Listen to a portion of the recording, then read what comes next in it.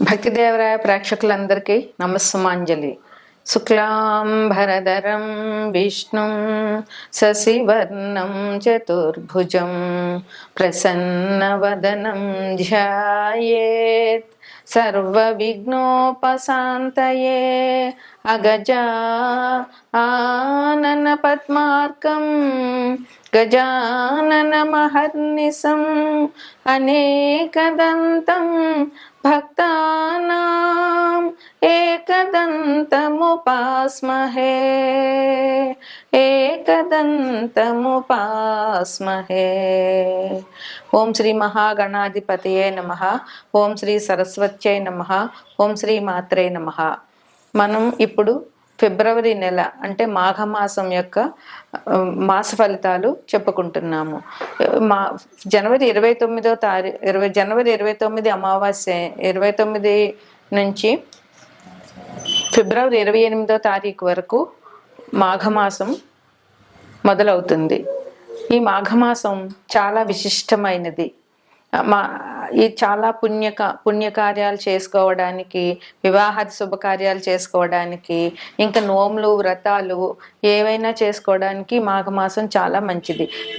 ఈ మాఘమాసంలో వచ్చే శివరాత్రి నాడు కొత్తగా నోములు పట్టాలి అనుకున్న వారందరూ కూడా, స్త్రీలందరూ కొత్తగా నోములు పడతారు. ఈ మాఘమాసం విశిష్టత ఏమిటంటే సూర్య భగవానుడి ఆరాధన. ఈ మాఘమాసంలో పూర్తిగా అన్ని ఆదివారాలు కూడా చాలా విశిష్టమైనవి. ఈ ఆదివారాలు సూర్యభగవాన్ ఆరాధన మనకి చాలా ఆనందాన్ని, ఆరోగ్యాన్ని ఇస్తుంది. సూర్యభగవానుడు ఆరోగ్యానికి ప్రదాత.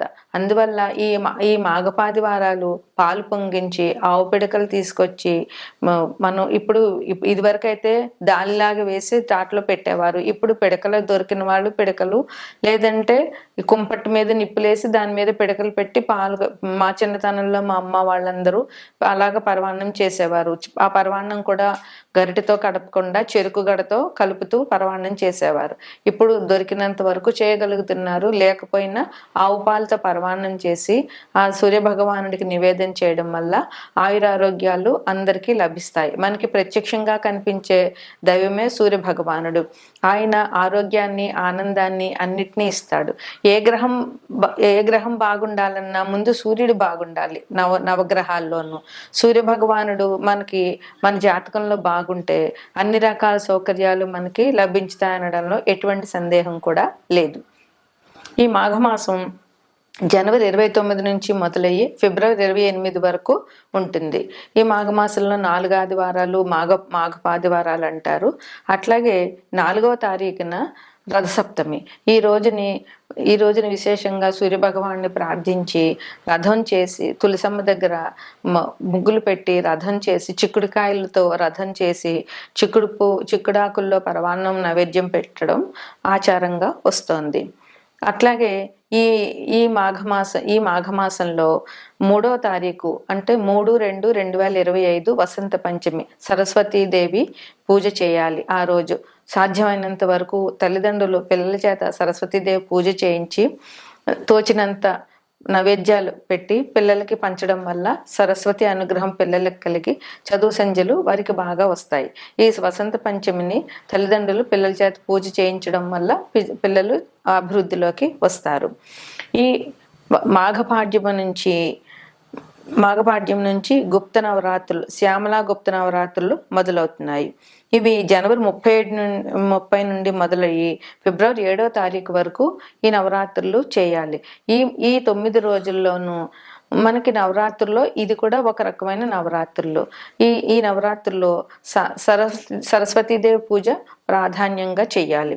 మాతంగి అష్టోత్తరం కానీ, శ్యామల అష్టోత్తరం కానీ, లేదా శ్యామల షోడశనామాలతో అర్చన కానీ, అదంతా రాకపోతే సరస్వతీదేవి అష్టోత్తరం కానీ, లేదా సరస్వతీదేవి సహస్రనామాలతో కానీ పూజ చేసి 9 రోజులు పిల్లల పుస్తకాలు దేవుడి దగ్గర పెట్టి తల్లిదండ్రులు పూజ చేయడం వల్ల పిల్లలు అభివృద్ధిలోకి వస్తారు.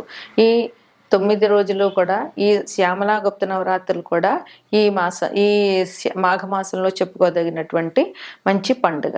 ఇక అన్నిటికంటే ముఖ్యమైనది, చాలా విశిష్టమైనది మహాశివరాత్రి. అది ఫిబ్రవరి 26వ తారీఖునే మహాశివరాత్రి వచ్చింది. ఈరోజు శివుడిని పూజించడం వల్ల అందరికీ చాలా మంచి జరుగుతుంది. అన్ని దైవాల్లోకి శివ భగవానుడే ముఖ్యం. ఈయన్ని పూజ చేసి ఈయనకి అభిషేకం చేయడం వల్ల ఎటువంటి దోషాలున్న జాతకంలో అవన్నీ పూర్తిగా పోతాయి. శివ భగవానుడు సంకల్పించితే శివుడి ఆజ్ఞ లేనిదే ఏమైనా కుట్టదు అంటారు. మనకి ఏది జరగాలన్నా శివుడి ఆజ్ఞ ఉండాలి. అందువల్ల శివపార్వతులు ఈ లోకానికి తల్లిదండ్రులు. శివపార్వతులను పూజించడం వల్ల, శివుడికి అభిషేకాలు చేయడం వల్ల, భక్తితో ఓం నమ శివాయ అని శివ పంచాక్షరి చేయడం వల్ల మనందరికీ కూడా చాలా మంచి జరుగుతుంది. జీవితంలో ఉన్న కష్ట నష్టాలన్నీ కూడా పోతాయి. అందువల్ల ఈ మహాశివరాత్రి నాడు పొద్దున్న ఉదయాన్నే లేచి గుడికి వెళ్ళి శివ దర్శనం చేసుకుని, ఇంట్లో పూజ చేసుకుని, రోజంతా ఉపవాసం ఉండి, రాత్రి ఎవరి ఆనవాయితీని బట్టి వారు పండ్లో ఫలాలో ఏదైనా తీసుకుని రాత్రి జాగరణ చేయడం వల్ల ఈ మహాశివరాత్రి పుణ్యదినం జరుగుతుంది. అందువల్ల ప్రజలందరూ కూడా ఈ మహాశివరాత్రిని మంచిగా జరుపుని శివుని కృపకు పాత్రలవుతారని ఆశిద్దాం. తదుపరి కుంభరాశి. ఈ రాశ్యాధిపతి కూడా శని భగవానుడే. ఈ రాశిలో ధనిష్ట 3-4 పాదాలు, శతభిషం 4 పాదాలు, పూర్వభద్ర 1, 2, 3 పాదాలు ఉంటాయి. ముందుగా గ్రహస్థితి. కుంభరాశిని లగ్నంగా తీసుకుంటే లగ్నంలోనే శని భగవానుడు ఉన్నారు. రెండో ఇంట్లో అంటే మీనంలో శుక్ర రాహులు ఉన్నారు, వృషభంలో గురువు ఉన్నారు, మిథునంలో కుజుడు ఉన్నారు, కేతు కన్యలో ఉన్నారు, రవి బుధులు మకరంలో ఉన్నారు. అంటే కుంభానికి వ్యయంలో రవి బుధులు ఉన్నారు.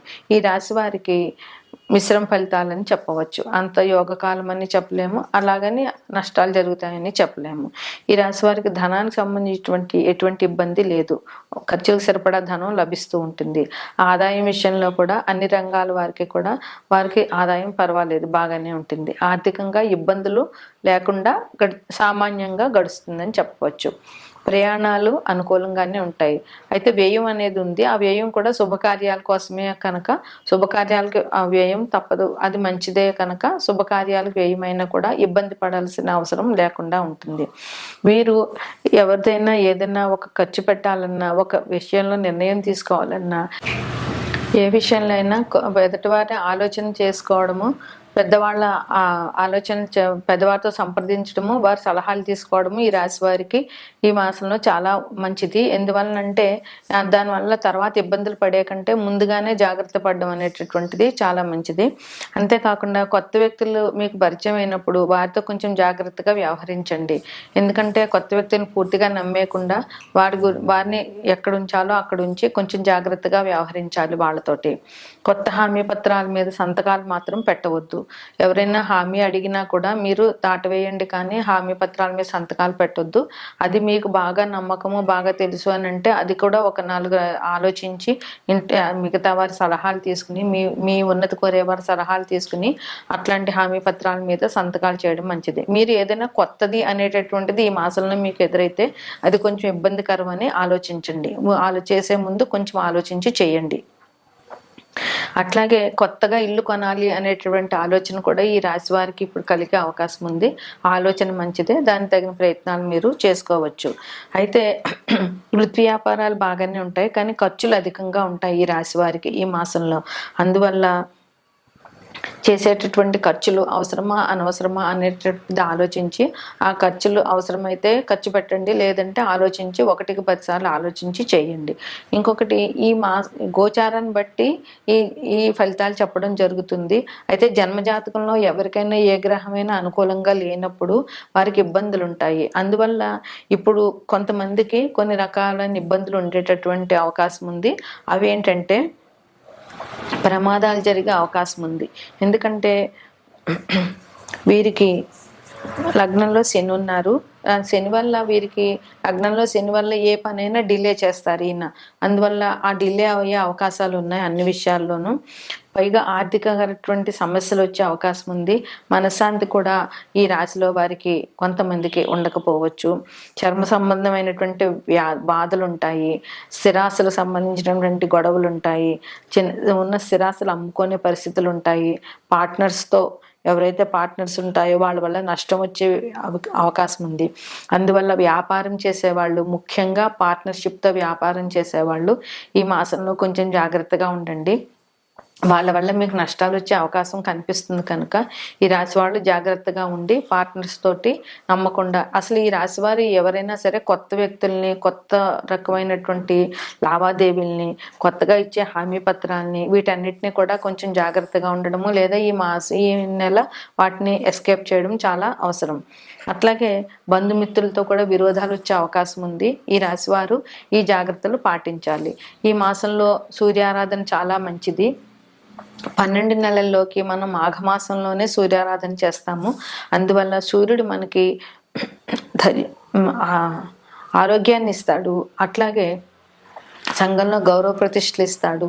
అసలు ఏ గ్రహం బాగుండాలన్నా రవి గ్రహం బాగుండాలి, అప్పుడే మనకి మిగతా గ్రహాల అనుకూలత కూడా లభిస్తుంది. అందువల్ల రవి గ్రహం అనుకూలంగా ఉండాలి అంటే చిన్న చిన్న పరిష్కారాలు, ఉదయం లేవడము, సూర్యునికి అర్ఘ్యం ఇవ్వడము, అన్ని పరిహారాల్లోకి ఈ పరిహారం చాలా మంచిది. ఎందుకంటే మనకైనా కనిపించే ప్రత్యక్ష దైవం. అది కాక ఈ నెల అంతా కూడా సూర్యారాధన చాలా విశేషమైనది. అందువల్ల 4 ఆదివారాలు, మాఘపాదివారాలు సూర్యారాధన చేయడము, ఆ సూర్యునికి అర్ఘ్యం ఇవ్వడము, ఆదిత్య హృదయం పారాయణ చేయడము, అట్లాంటివి ఈ మాసంలో చేయవలసిన అవసరం చాలా ఉంది. రథసప్తమి రోజున కూడా సూర్య భగవానుడు ఆరాధన చేయాలి.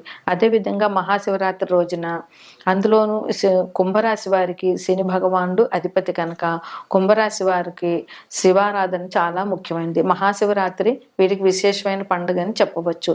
ఆ రోజంతా అభిషేకం చేయడము, శివునికి శివాలయం సందర్శన చేయడము, ఉపవాసం ఉండడము, జాగారం చేయడము చాలా మంచిది. వీరికి శివుడిని మించిన దైవం లేడు. అందువల్ల ఈ రాశి వారికి శివారాధన చేయడం వల్ల వచ్చే ఇబ్బందులన్నీ కూడా తొలగిపోతాయి.